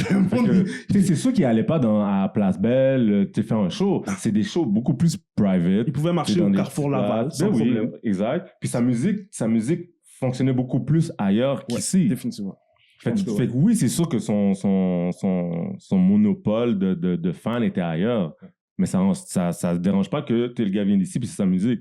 Fait que si on n'est pas capable de l'apprécier ici, ben c'est sûr que je vais aller ailleurs. Fait que, puis c'est ça pour plusieurs artistes, que tu sois un rappeur, que tu sois un acteur, un comédien, ça retrouve la même chose. Sugar Sammy, il te rentre faire la palette là, en France. Là. Ouais. Puis pourquoi on l'a pas gardé ici? C'est fou, hein? C'est un gars qui était anglophone, mais il s'en va dans un pays français.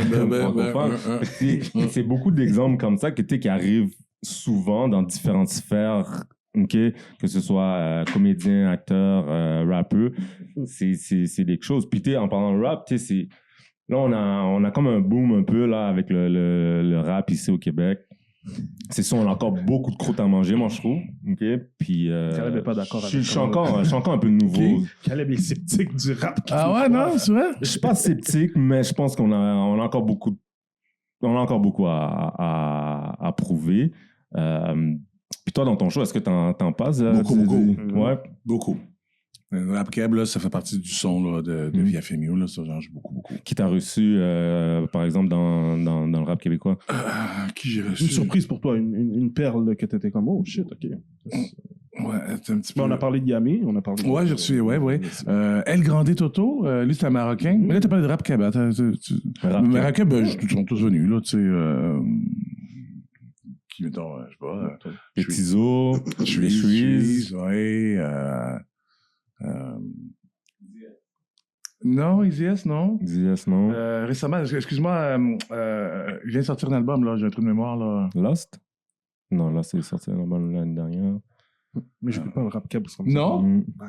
Moi, je suis... Raccoon, je fais quelque chose avec lui, ouais, aussi. Raccoon, je l'aime beaucoup, Raccoon.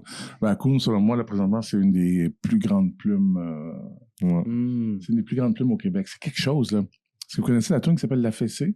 Ben oui. Ben oui. Je sais pas si c'est sa mère qui parle dans le beat à un certain moment donné, mais... C'était chargé. Il y a un enfant, excuse-moi, il y a un enfant qui parle je sais pas si c'est un enfant qui connaît, mais je veux dire, ce beat-là est très... Tu sais, c'est fort parce que, tu sais, ça parle d'une réalité qui est, hélas, trop peu documentée, tu sais. Puis la façon qu'il fait, les images qu'il met là-dedans, tu sais. Puis avec ça, ben, il libère la parole aussi, là, sur quand même une des problématiques... auxquelles les communautés haïtiennes ont été exposées. Puis quand il remonte aussi dans sa réflexion aussi, il va jusqu'à remonter aux parents des immigrants haïtiens qui ont vécu sous Duvalier, puis tout ça, des violences aussi, puis comment ça trickle down aussi de génération en génération. Alors, moi, je le trouve fort, Raccoon. Il est tellement intelligent, il est brillant, ce garçon-là. On a du talent, je pense qu'on cherche encore notre son de rap. Kebs. Mais il y en a plusieurs sons de rap keb. C'est sûr qu'il y a plusieurs sons de rap keb. Ouais. Mais t'en as toujours besoin d'un, genre, de comme quelqu'un qui va représenter la gang. C'est quoi le rap qui représente la gang de rappeurs au Québec? Je crois que c'est encore super divisé. Mais c'est ça la beauté, non? Il y a plusieurs sons. Mais t'as quand même besoin d'un porte-parole. Je pense que t'as quand même besoin d'un porte-parole. Je pense que t'as quand même besoin d'un leader. Je pense que t'as besoin d'un leader, pareil. C'est qui le porte-parole? Ouais, je sais pas, il me passe. Je pense pas que c'est toutes les générations qui vont considérer un poste comme le leader du rap. Ouais? Ben, quelle génération qu'on ne le considère pas comme un des leaders? Ben, je pense que les plus jeunes ne vont pas lui donner... Oui. Regarde, je parle pas de son talent, je parle pas de son talent, mais je parle de son impact dans le game. Ouais, ils savent. Ils savent. En tant que fan, je parle pas des autres rappeurs, là, je parle des fans. Ils se déplacent en show, ils vont le voir, puis tout ça, là. Ah ouais. Puis ils sont autour de lui, ils veulent lui parler, ils veulent les selfies, ils demandent des conseils. Il était chez nous l'autre fois du Canada, il a fait un show, là. C'était quelque chose à voir, là. C'était quelque chose, là. Snoop aurait été dans la place, beaucoup avec les jeunes. Puis il n'aurait pas créé autant de... Non. Il fait l'unanimité, vraiment. Ouais. Il est gentil, il est fort, il est à l'écoute, il est là pour la communauté. Ouais, moi, je trouve que c'est un visage très, très, très important, ça. Fait que ça gagne à être connu aussi. Ça prend du momentum. Puis il aide des artistes à enregistrer aussi, là. Il donne le son à des artistes aussi, tu sais. Puis il est très polyvalent, tu sais. Il fait son truc plus rap, mais tu sais, il est capable de faire des sons pour d'autres artistes aussi, soul, R&B, tu sais. Fait que... Non, moi, je vous trouve un petit peu sévère à l'égard de du rap keb. C'est bon, mais c'est correct. Je trouve sévère parce que moi, je trouve que c'est une business quand même qui a bien maturé dans les 10 dernières années. Je trouve qu'il y a une belle diversité. manque de filles, par contre. Mais, puis tu sais, il continue à se diversifier. Tu sais, par exemple, justement, je parle de... Il y a une fille qui s'appelle Par hasard. Elle, je connais pas. maghrébine. Puis elle fait... C'est une bonne rappeuse. C'est une bonne rappeuse, là. Puis donc, avec des sons de l'Orient. Je trouve ça Est-ce que c'est important. elle qui a aussi. fait Palais caca dans l'aile? Non, Pas elle. non. Ok. Non. Ok, d'accord. Ok. L'année passée, je suis allé voir, hein. Je suis allé voir, tu sais, il y a Loud, là, qui a fait un show, là, à Paris, là, à l'Olympia. Fait que je suis allé voir ça, puis il est venu avec plusieurs complices, plusieurs partenaires. Puis c'était quelque chose à voir, quand même, là. 7-8 rappeurs, là, à Paris. Puis Loud sur la tête d'affiche. Mais Paris, France, c'est quand même un gros hub du rap en ce moment aussi. Là. C'est clair. C'est C'est clair. bon marché. C'est parce que le marché marché. est tellement gros, tu sais. Ouais. Le marché des consommateurs est gros. Ouais, c'est comme si tu perçais aux States, à New York, ou t'as accès à tellement de monde. Puis souvent, peut-être, c'est ça un peu le problème, c'est que on a eu des... En ce moment, là, il y en a plein de rappeurs qui sont super bons, ils sont super talentueux, mais je pense qu'on a encore besoin de les rendre, peut-être les accepter un petit peu plus facilement, de les rendre plus connus, de les rendre plus populaires, dans le sens qu'ils sont partout. Tu sais, on les voit dans des affiches, on les voit à la radio, on les voit à la TV. Je pense qu'on les voit pas encore partout. Faut que tu écoutes du rap pour les entendre. Ouais, faut que tu écoutes cette musique, quoi. Tu vas pas le voir. C'est juste qu'il n'y a pas de rap qui joue dans les radios commerciales. Ça pogne. Pourquoi ça joue pas? Ça, j'ai jamais compris. Ça pogne. C'est trop T'as dit dans- 400%. Je la pose même pas la question. Je la pose même plus la question, man. Je la veulent pose. pas. Pas compris, je la fais. Ça fait 30 ans que je la pose la question. Moi, je connais la réponse. 30 ans, c'est quoi? C'est trop des gangs de rue, ça trouve une image C'est à encore une image connotation négative, ouais. sexuelle, violente, crime, Ouais. drogue, Ouais. proxénète. Fait que c'est encore cette image-là. Regarde, par exemple, quand on a eu le Super Bowl, ce que les médias québécois, certains des médias québécois ont dit. Vas-y, Je veux dire, on n'est pas rendu là au Québec. Fait que c'est pour ça que cet engouement-là, OK, on a une percée dans le rap québécois, mais je pense que, elle se ralentit parce que, justement, les portes se ferment. Mais dis, dans les dernières années, ça a été quand même une des industries musicales qui a le plus fleuri, là, le rap Ouais. keb, là, tu sais. Ils ont rentré des salles, là. Hey, Soulja, c'est quelque chose aussi, là. Oui, Tu vas aller voir Soulja en show? Non, jamais. C'est quelque Ça, chose c'est à pas voir, drôle. là. Le Métropolis, Tu le vois dans ces- bien Ouais. plein, là. Puis une clientèle aussi qui consommerait pas de la musique québécoise, francophone, sinon. Ça, c'est beau à voir. Ça, c'est vraiment du beau à rap voir. américain qu'ils écoutent en général. Ben, sinon, puis là, ils écouteraient du rap américain, mais il y a plein de jeunes qui connaissent toutes les paroles de certains artistes qui rappent en français. Puis ça, moi, ça m'aimait beaucoup. Ben, autant quand tu vas voir un Centre Bell au complet qui chante sur Loud, c'est magnifique à voir, là. Ouais. Tu sais, ou tu vas à Laval voir, j'ai vu Damso aussi. Damso, sa poésie, c'est quelque chose, là. Puis là, je regardais, même les kids connaissent toutes les paroles de Damso. Ils rappent à la même vitesse que lui. C'est quelque chose. Parce que, tu sais, je veux dire, le fait français, c'est fragile, le fait français au Québec, là, tu sais, je veux dire. Et puis, moi, je pense que la musique est un des vecteurs qui peut maintenir l'amour de la langue francophone. Puis le rap fait ça, là, tu sais. Renforcer la langue. Ben oui, parce que le rap, les gens écoutent les paroles. C'est un style où les gens s'identifient Ouais. à la personne qui chante à cause de ce qu'elle dit. Fait que les gens, là, ils distillent puis se délectent de chacun des mots, chacune des syllabes. Ça, je trouve que c'est ça. Donne-nous rapidement, là, ton point de vue, Super Bowl, puis les médias d'ici, comment ils ont été Moi, critiqués. j'ai été étonné du comportement des humains. Des fois, j'ai la prétention de bien comprendre les gens. Parce que, tu sais, ça fait longtemps que je travaille dans les médias, puis moi, je parle à beaucoup de monde. Moi, je prends le métro, l'autobus. Moi, je parle à tout le monde tout le temps. Mon privilège d'être une personne connue, moi, je le savoure. Oui, je l'abuse. Moi, je parle à tout le monde. Moi, je peux approcher n'importe qui. Dans la même journée, moi, je peux parler au premier ministre, je parle à des chefs d'entreprise, je nourris des gens dans la rue. Je veux dire, bon. Fait que des fois, j'ai l'impression de bien connaître mon monde et comment les gens se comportent. Mais là, j'ai été étonné l'autre fois de voir, j'avais pas compris ce principe-là, que des fois, quand des gens comprennent pas des choses, ils viennent fâcher. J'avais pas compris ça. C'est frustrant. Parce que ça, je l'ai pas dans moi. Mais moi, je l'ai pas dans moi, ça. Quand je comprends pas, je viens stimuler, allumer. Parce que je me dis, oh, je vais apprendre de quoi? Oh, j'ai jamais entendu ça, c'est cool, je vais apprendre de quoi? Puis là, le jour, on peut apprendre vite, là, on va apprendre vite, n'importe quoi, là, tu sais. 4 secondes. Non. Oh, OK, c'est ça, OK, cool, là, c'est cool, OK, c'est cool. Fait que je lis là-dessus, tu sais. Je fais un deep dive, je vais lire un livre, un documentaire, blablabla, je parle à des gens. Hein. Fait que moi, ça me stimule de ne pas connaître quelque chose. Puis là, je me suis rendu compte qu'il y a des gens qui ont regardé, puis là, ils n'ont pas compris. Mais c'est quoi ça? C'est quoi cette danse-là? C'est quoi? Pourquoi ils parlaient de ça? Puis là, ils sont venus fâchés de ne pas comprendre. Fait que ça, c'est une affaire que j'ai trouvé intéressante. Ça m'a permis de réfléchir sur le comportement de certains humains.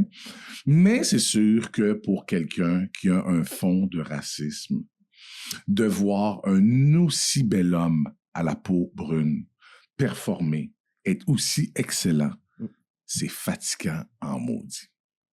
Parce que vu qu'il était Surtout au Super Bowl. il était parfait. C'est ça, il était parfait sur la plus grande tribune d'Amérique du Nord. Il est parfait. Tout est, c'est rare en plus que des messages dans des shows comme ça. Il y a une histoire. Il y a un message. Il y a des beaux tableaux. Tout est parfait. C'est sync. Là, moi, j'ai regardé à peu près 50 fois, là. Oui. C'est sync. Tout, là. Puis là, c'est sûr que de voir une personne noire être excellente. Tout seul. C'est confrontant. Il n'y avait personne sur le stage avec lui à part des noirs. Nous, on a Mina. Mais attends, t'as dit c'est confrontant. Ça le devrait pas. Pourquoi? Parce qu'il y a des gens qui sont pas habitués de ça. Puis il y a des gens qui veulent pas ça. Fondamentalement, il y a des gens qui veulent pas. C'est pas confrontant. C'est juste qu'ils n'arrivent pas à s'adapter à une réalité qui est voici ce qui est. C'est un homme noir, puis il peut être successful, puis il peut passer un message autre que juste des gangs. C'est pas tout le monde qui veut ça. Caleb, c'est pas tout le monde qui veut ça, là. Mais là, on l'a vu, là. Exact. C'est pas ma théorie, là. On l'a vu.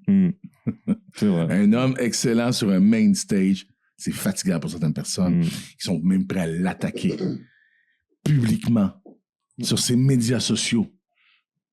C'est quelque chose, là. Ils sont prêts à l'attaquer, man. Non? Non, c'est fou. C'est un bon reality check, man. On est chanceux d'avoir vécu ça en février 2025, ça. Parce que, sérieusement, là, on le sait, là, on est où, là? C'était très instructif. Je pense qu'il y a beaucoup de monde qu'on pensait pas qu'elle allait souvenez-vous que ça a duré longtemps, là. Ouais. Pas duré 48 heures, cette affaire-là. Là. Ça a duré des semaines, cette conversation-là. À chaque fois, ils découvraient quelque chose dans le spectacle. Encore. Puis, you know what? Moi, j'ai découvert aussi... j'ai découvert des comportements de mes amis. Ah ouais? Vas-y, explique-nous ça. J'ai découvert que j'avais des amis qui avaient un petit fond de racisme. J'ai dans mon téléphone parce que j'ai eu des échanges puis j'ai eu des excuses. Mais je suis content parce que je sais pas c'était quoi son intention à Kendrick, mais ce dont on parle présentement, ça devait être ça son intention aussi, de nous amener à discuter collectivement des millions de personnes aux États-Unis et au Canada. Puis c'est ça qu'on fait depuis des semaines et des mois. Puis tant mieux. J'ai eu des excuses. J'ai eu du monde qui m'ont dit mais j'imagine, l'art, ça sert à ça. Ouais. Puis lui, il l'a tellement bien fait. Ouais, il l'a exploité au maximum, parce qu'il l'a exploité sur une scène où personne ne l'a exploité à ce point-là. Jamais personne n'a fait ça. À ce point-là, qui a trop off. J'adore Kendrick, j'écoute toutes ses chansons depuis. Mais le halftime show, j'ai pas porté autant d'attention parce que c'est à halftime du Super Bowl. Moi, je suis festif, je suis en train de boire avec mes amis, on mange. Je vais pas aller commencer à regarder 10 minutes puis essayer de décoder. J'écoutais ses chansons, moi j'aimais ses chansons, mais je voyais le monde. Il y a beaucoup de monde qui était comme... De un, je la connais pas, la chanson. Puis de deux, je comprends pas qu'est-ce qu'il est en train de faire. C'est pas spectaculaire. C'est pas... Wow, avec des grosses lumières, puis du feu, puis des... C'était comme... Je suis obligé de le regarder rap. Puis je comprends pas qu'est-ce qu'il fait, genre. Fait que je pense que ça a mis beaucoup de monde mal à l'aise. C'est sûr. Mais tu sais, Kendrick, c'est un intellectuel. Si tu le connais en tant qu'artiste, c'est ça que c'est, là. Tu sais, moi, certaines de ces chansons que j'écoute depuis des années, puis je me rends compte que j'ai pas compris tous les messages dedans. Là. Il y en a du stock, là. Il y en a des couches. Là. Il y a beaucoup d'informations cachées. Là. Puis finalement, c'est ça qu'il a fait. Hein. Finalement, c'est comme une chasse au coco de Pâques qu'il a fait un petit peu. T'sais. Il a caché des cocos de Pâques un petit peu dans cette 13 minutes-là. Là. Puis il y a beaucoup de monde qui n'avait pas tant apprécié le Super Bowl, comme tu as dit, parce qu'ils s'attendaient sur le coup, parce qu'ils s'attendaient à du feu, des sauts, ci, ça. Puis c'était comme, il y en a qui ont dit que c'était moyen, il y en a qui ont dit que c'était pourri. Puis après, quand le monde a commencé à décoder sur les réseaux sociaux tout ce qu'il a fait, le monde s'est dit, oh shit, ok, c'était fucking nice. Il y en a qui ont dit, ah non, c'était wack. Non, puis c'est correct. Il y a du monde qui c'est Moi, pas je trouve que correct. c'est ingénieux de sa part. Puis au final, ça a été donc l'habitant le plus regardé en direct, Ouais. mais aussi des records d'écoute dans les semaines après sur YouTube. Mhm. Parce que finalement, tout le monde est allé le regarder. Il a sauté. Ceux qui n'ont pas aimé, ils sont allés regarder une autre fois. Regardez, pour être sûr. Puis des gens comme moi, ben moi, je dois être rendu à peu près à, je sais pas, 50, 60 fois que je le regarde. Mhm. Et puis je vais continuer à le regarder, là. Ouais. Toute ma vie, je vais continuer à regarder ce 13 minutes-là, au moins une fois par mois. Ouais. C'est certain. Ouais. Tu sais, c'est... Pour moi, maintenant, ça fait partie de mes pièces maîtresses artistiques, là.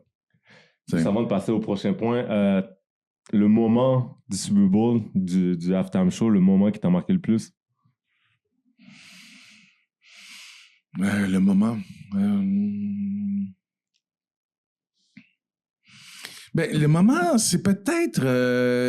si tu me permets juste de dériver juste un petit peu pour répondre, c'est peut-être juste... Serena Williams, puis César, puis lui en même temps. Donc, pour moi, c'est la communauté, c'est le fait d'être ensemble, tu sais. Donc, c'est Compton. Ça, c'est Trois nous personnes, autres. ouais. 3 personnes de Compton.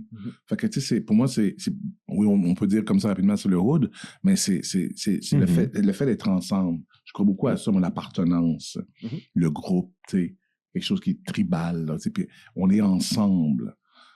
Ça, c'est ça que j'ai le plus aimé, moi. J'étais, ah, man!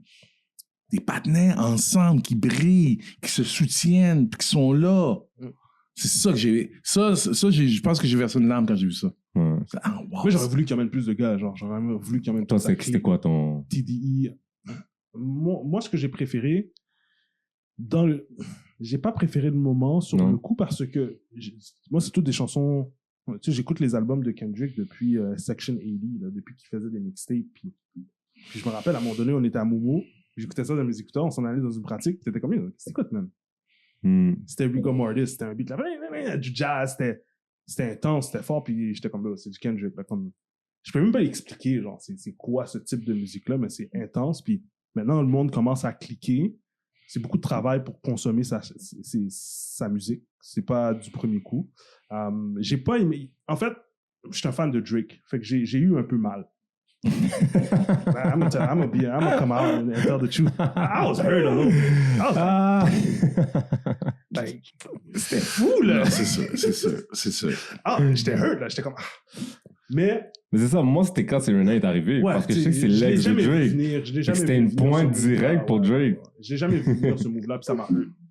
Ça m'a hurt, puis j'étais comme, on focus là-dessus, genre, tu sais, comme, il fait tellement plus de choses que ça, mais tu sais, mais en même temps, c'était ingénieux. Comme dans un rap beef, il y avait rien de plus ingénieux que ça. Là. Je pense que la raison aussi pour laquelle, tu sais, je suis venu ému quand j'ai vu donc César, Kendrick et puis Serena, c'est que j'avais déjà entendu Kendrick dire que Compton, c'était hell on earth.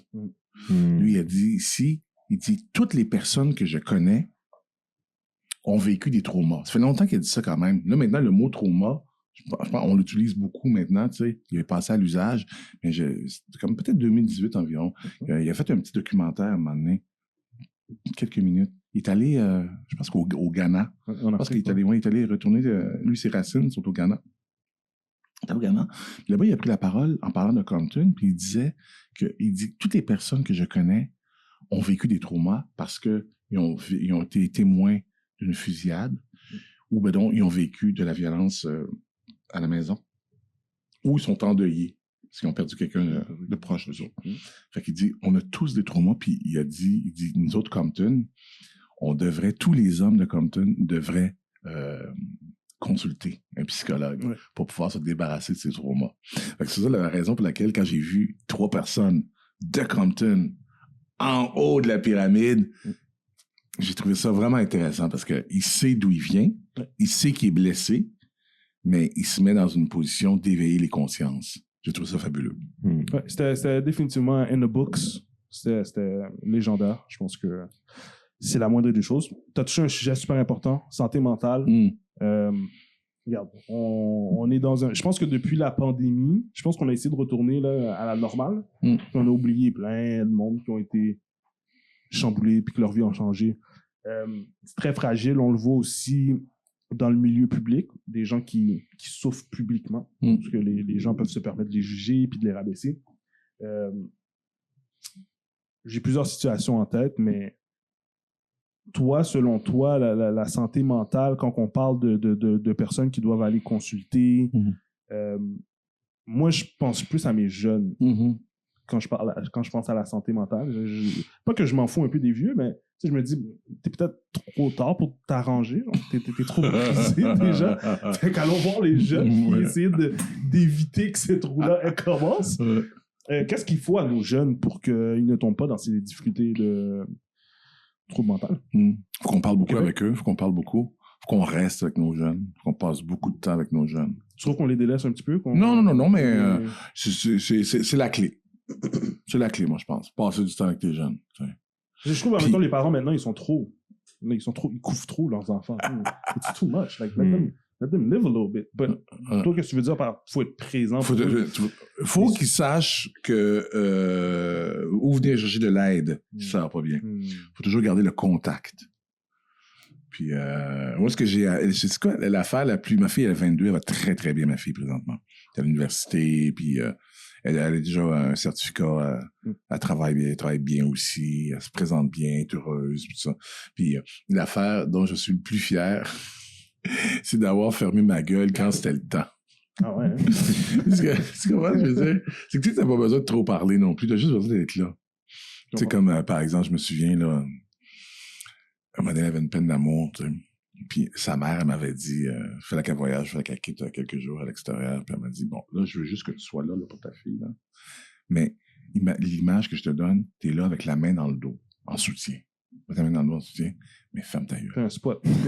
Parce que mon père, lui, parlait trop, un petit peu. Tu sais, mon père est un Africain, là. Tu sais, Donnez tous les conseils, là. Fais ci, fais ça. Moi, mon fils, tu sais, moi, je vais te dire aujourd'hui, parce que, tu sais, moi, mon grand-père, et nous, dans notre famille, ce qui est important, et nanana. Et là, ça durait. Mais j'exagère pas, hein. Écoute, Dieu est son âme, là. Mais je te le jure, là, vous pourrez demander à ma sœur. Mon père, là, quand il faisait des sermons, des discours, là, si j'avais fait une bêtise, par exemple, là, puis il voulait me faire une leçon là, sur le mensonge. Mon fils, l'intégrité, là, bon, ça pouvait durer 1 heure, OK? J'exagère pas. Et je devais être debout. Debout dans la cuisine, droit. Pas comme ça, là. Oui, j'écoute. Non. Debout, droit comme ça. Ça pour dire que ce que j'ai appris, ce que j'ai voulu faire avec ma fille, c'est juste être présent, garder la communication toujours, tu sais. Fait que je pense que c'est comme ça, je réponds à ta question, tu sais. Oui, mais non, mais c'est pour pouvoir, pour que les personnes qui sentent des détresses, les enfants qui sentent des détresses, puissent nous en parler, puis après ça, ben, tu sais, qu'on puisse tenter de trouver les bonnes façons de leur donner les bons outils pour sortir de périodes qui sont plus difficiles. Parce que des périodes difficiles, il y en a beaucoup, là, émotivement, là, dans le monde dans lequel on vit. Évidemment, il y a les relations. Tu sais, pour les ados, par exemple, là, il y a les relations. Il y a les médias sociaux, maintenant, dans lesquels il y a tellement de pièges. Après ça, il y a le monde du travail. Quand tu rentres dans le monde du travail, c'est pas facile, le monde du travail, sérieusement, là. Surtout quand tu commences. Hein? C'est pas facile, les relations de travail, les collègues, amis, patrons, tout ça. On est en train de réinventer maintenant un petit peu le monde du travail, le leadership, tout ça. Puis, c'est beaucoup essai-erreur.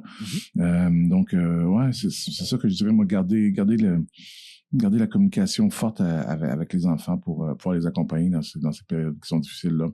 Puis sinon, pour les maladies mentales, moi, je trouve que pour nous autres, les afrodescendants, il faut être aussi lucide sur les émotions qu'on peut vivre dans une journée normale, qui sont les micro-agressions. Les micro-agressions, quand même, qui laissent des traces sur la maladie mentale. Parce que c'est l'accumulation de petites agressions, des fois, qui nous font pencher vers la colère, vers l'épuisement. Tu sais, c'est assez documenté là, dans l'afro-militantisme depuis les années 70. Là. Quand tu es afrodescendant donc en minorité, il faut que tu penses à toi, à ta santé mentale, le self-care. Self-care. D'abord, tu penses à toi. Parce que Tu sais, quand je parle, mettons, de microagression, il y a peut-être des gens là, qui ne comprennent pas c'est quoi. Mais à tous les jours, on peut vivre à Montréal, dans un milieu de travail, même chez moi, Radio-Canada, à tous les jours, je peux vivre des microagressions qui me blessent beaucoup. J'en ai un petit exemple. Il y a quelqu'un qui m'a dit l'autre fois, au travail, qui voulait me faire plaisir, qui m'a dit « Ouais, mais non, mais toi, là, je te vois même pas comme un noir, toi. »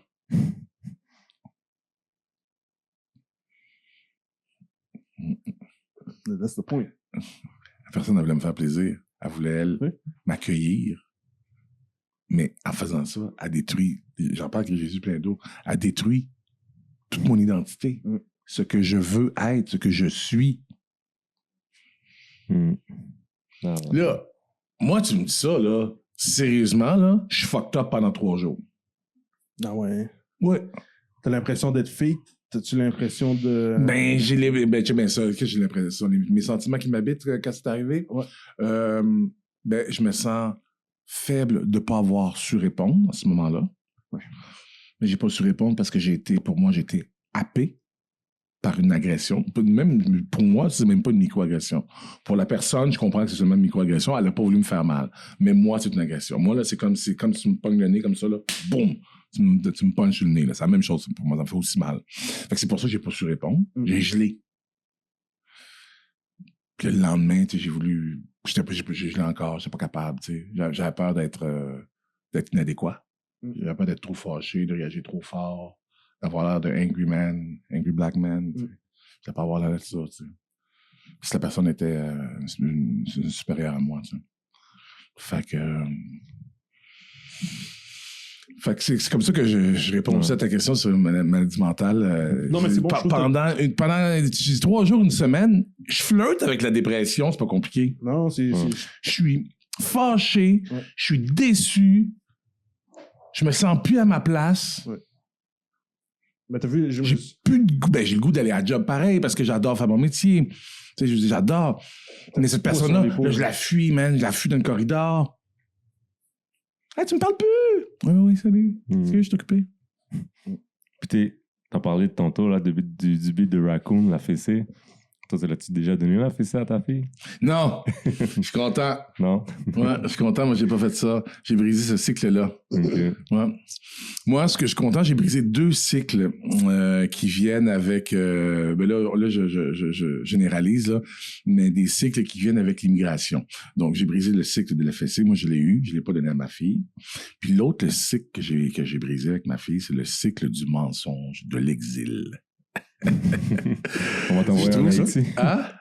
Non, mais je trouve que les immigrants de la génération de mon père, ceux qui sont arrivés dans les années 60-70, quand ils sont arrivés ici, il y a une expression qui dit « à beau mentir qui vient de loin ». Ben, ils n'ont pas tout raconté ce qui se passait avant au pays, tu sais. Comme moi, par exemple, le lendemain que mon père est mort, le lendemain de ses funérailles, j'ai appris que j'avais un frère. Ah oui! En Afrique. Le classique, ça. Le classique. Mais... Puis les affaires de changement de nom, puis tout ça, puis toute sa vie avant, tu sais, bon. Fait que c'est ça, moi, j'ai réussi. Puis moi, ça a été, pour ma soeur aussi, ça a été difficile pour nous de composer avec ça. Ben, c'est des mensonges, finalement. Cette découverte-là ou bien plus le mensonge? Le mensonge. Okay. Le mensonge. Ça a été difficile. Parce que c'est difficile de forger ton identité quand tu sais pas exactement qui est ton père, là, tu sais. Fait que ça a été très difficile pour nous. On écrit une série documentaire, d'ailleurs, là-dessus. Vraiment, c'est des secrets d'exil. Fait que ça, moi, j'ai réussi à briser. J'ai des bonnes idées pour toi. Thank you. Ah, il y en a tellement. Il y en a tellement, là. C'est tellement capoté, là. Mais vous autres aussi, les Haïtiens, vous êtes forts là-dessus. J'étais comme ça, c'est l'air normal, ça. C'est everyday, là, de découvrir. Moi, j'avais fait ça. Quand j'ai été convaincu qu'il fallait que je fasse un documentaire comme ça là-dessus, une monnaie, on était dans un party. Puis là, j'ai regardé autour de tout. Puis là, une monnaie, il y avait juste comme 2-3 blancs. On était comme 25-30 blacks, des Haïtiens, des gens, des Africains, Martinique, tout ça. Puis là, il y a eu un petit silence pendant un moment, puis j'ai profité en 2 tonnes, j'ai dit « Hey, qui a des mensonges dans leur famille ici? » Puis là, tout le monde s'est mis à rire, man. C'est vraiment drôle. Avoue, hein? Parce que c'est parfait, tout le monde a une histoire. Tout le monde a des mensonges de famille. Fait que ça, j'ai réussi à briser ça, le cycle des mensonges dans la famille. ma fille. Pas de fessée, puis je pas de sais. mensonges. Mais regarde. Juste avant de passer au jeu, qu'est-ce que tu fais dans tes loisirs, passe-temps? Comment tu te déconnectes avec le travail, puis tout le stress que tu peux avoir dans le quotidien? Tu cuisinais. Ouais, je cuisine beaucoup. Je suis un gros chilleux. Moi, je suis un gros paresseux, hein. Moi, j'aime bien ça, là, des fois, rien faire, là, pendant 6 heures, là, tu sais, comme rien faire, là. Tu sais, sur le divan, juste checker des films, documentaires, lire. Ouais. C'est parce que moi, je me donne beaucoup, donc socialement, au travail, et même partout là où je suis dans l'espace public, là, puis des fois, j'ai juste besoin de... Tu sais, Un recul. Ouais, prendre un petit recul, déconnecter, tout ça. Fait que c'est même que je relaxe. Je relaxe pas mal avec la famille aussi, avec ma soeur, ma fille, on y est pas mal. Tu sais, nous autres, on peut... nous autres, on fait rien ensemble. Là. Tu sais, des fois, on voyage même, puis là, les gens ils disent que vous avez fait, on est à Paris pendant une semaine. On n'a rien fait, man. Manger. On a fait du people watching. Ça, c'est le coin de la rue, man. C'est le trottoir pendant 1 heure. Non, non. C'est comme ça que je relaxe. Moi. Nice. Fait qu'on va passer à un petit jeu. Bien sûr. This or that. On donne 2 choix. Tu dis lequel que tu préfères entre les 2 choix. Ça peut être des personnalités publiques, ça peut être des films, ça peut être de la bouffe. On va arriver vraiment sur nos questions. Bon? C'est bon. Let's go. Docteur Mayou ou bien comment il s'appelle l'autre mongol? Ça va, je vais prendre un autre mongol. Un autre. Tu penses? Ah ouais, attends, je vais t'en trouver un bon. Un autre bon raciste, là, Richard Martineau. Je le lis pas. Tu le lis pas? Jamais. Comment tu fais pour pas le lire? On dirait le gars, il met... Je te jure, j'ai jamais lu Richard Martineau. Ben, bon, tu manques pas grand-chose, quand il était dans le Voir. Oui. Dans le Voir, je lisais. Il écrivait sur la culture dans le Voir là, jusqu'aux années 90, peut-être. Oui, j'ai appris beaucoup de choses de ce garçon-là. À une certaine époque. Mais dans le Journal de Montréal, j'ai jamais lu. J'ai jamais lu 2 lignes, même. Fait que tu n'as pas de problème avec Richard Martineau. Je sais pas, je l'entends pas non plus. Je le vois pas. Non, c'est bien correct. Je le vois pas, je l'entends pas. Je sais où il est, sur quelle plateforme, mais ces plateformes-là, je les consomme pas.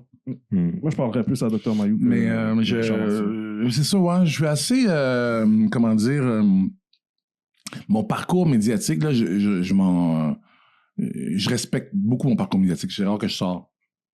Je veux pas lire ça, moi, là, dans le truc de Richard Martineau. Est-ce que je devrais?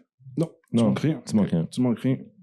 Tu manques absolument rien. C'est bon pour ta santé mentale. Ben, c'est ça, je suis fragile, moi. Mais sérieusement, je suis fragile. Je reste pris dans mes émotions longtemps. Ben, c'est bon de le savoir, comme ça, tu Comment fais dire? ces affaires-là. Oui. Puis, tu sais, comme vraiment, ça peut gâcher 2-3 de mes journées, là. Je comprends. Quand j'ai des affaires qui font pas bonne affaire, tu sais. Fait que je m'auto boycotter. Je me protège. Anthony Cavana, Michel Bambara.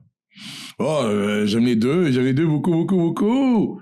Mais je peux pas dire. J'adore ces 2 garçons-là, là, pour des raisons différentes.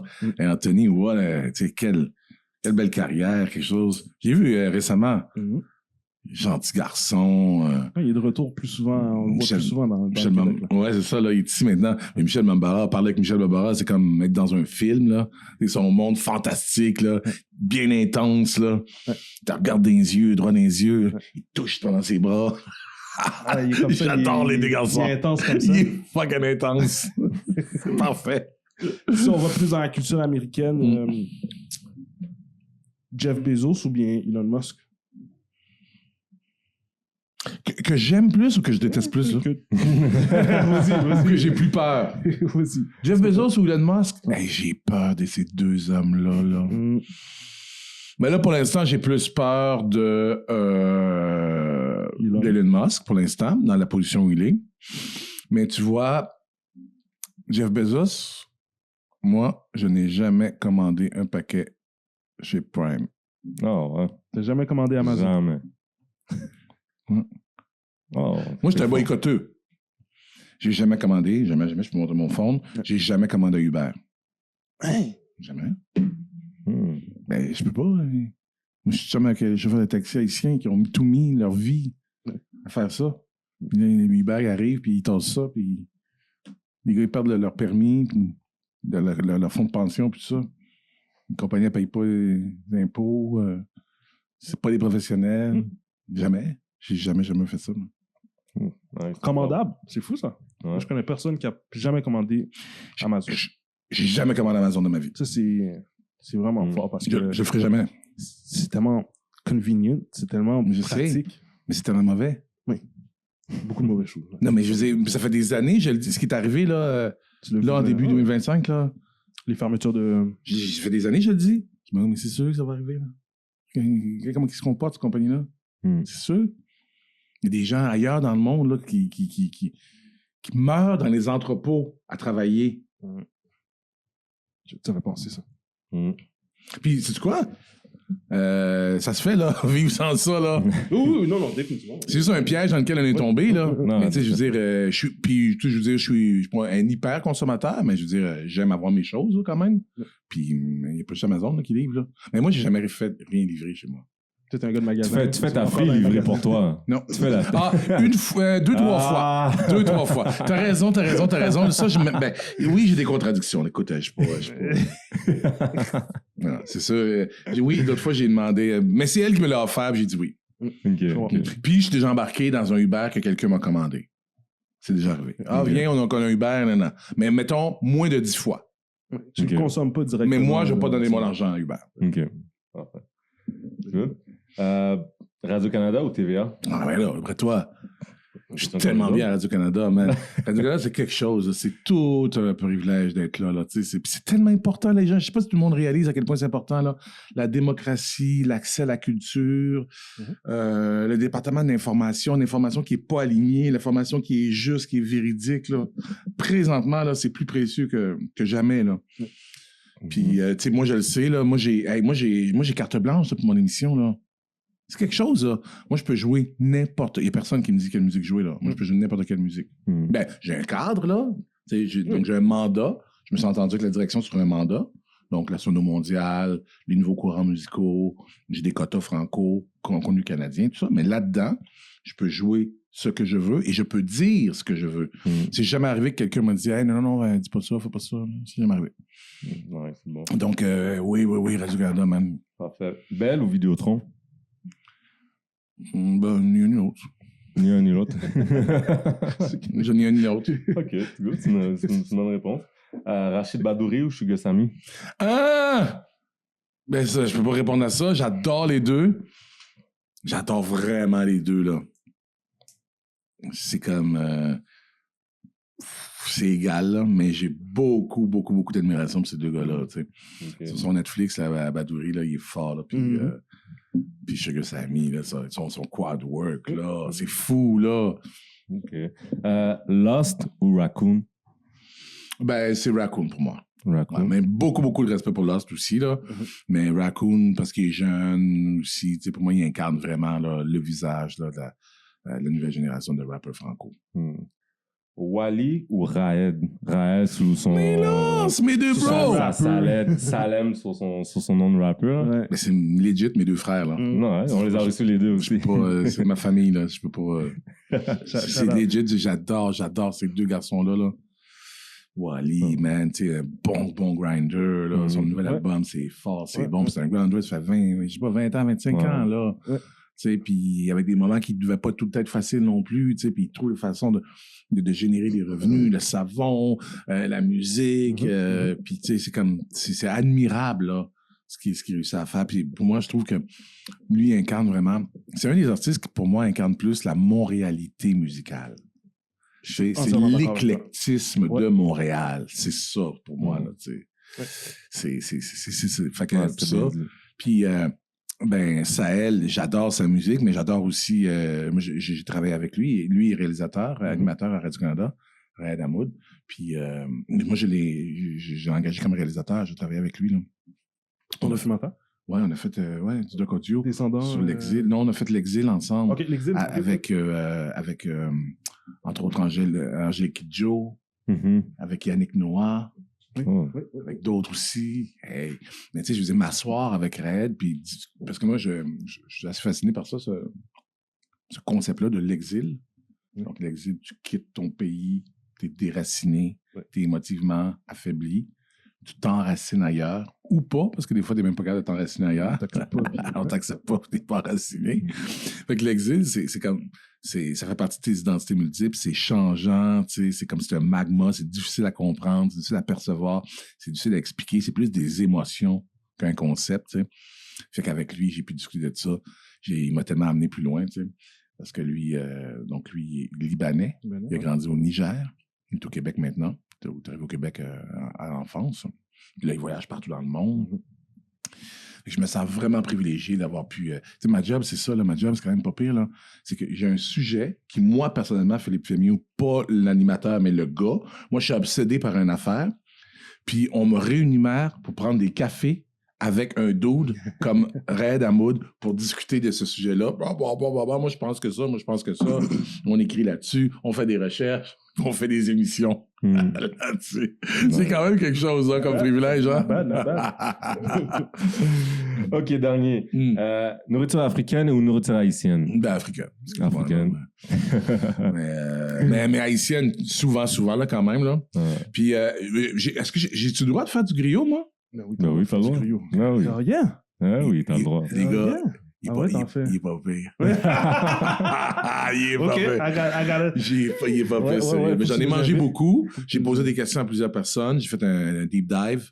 Ouais. Puis... Fait que t'as bien travaillé la viande, tu la laisses bien reposer, qu'elle fait je te le goût. marine ça. Moi, je suis un intense. Là. Moi, je vais réveiller dans la nuit pour leur virer de bord. Là, c'est ça. Je vais mettre une alerte, là, tu sais. La prochaine fois que t'en fais, fais-en un gros bol. Oui, c'est ça. Viens à Montréal-Nord, puis on va le tester. Dac. Ouais. Non, on le fait. C'est sûr qu'on va le faire, là. Ouais.